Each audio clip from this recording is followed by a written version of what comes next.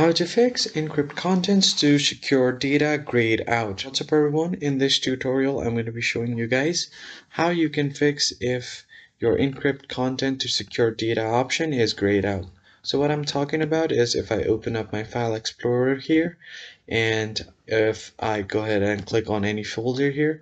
So let's say if I want to encrypt this file right here, I'm just going to click on more option, properties, and then advanced.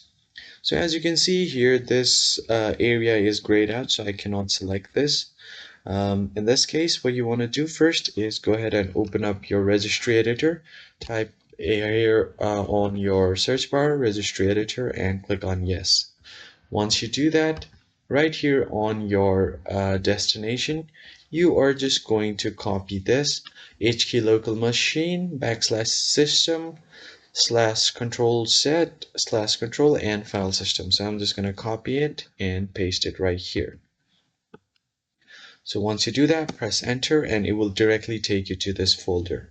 Now here you will just have to find disable encryption and double click on it. Now set this value data from 0 to 1. Click on OK.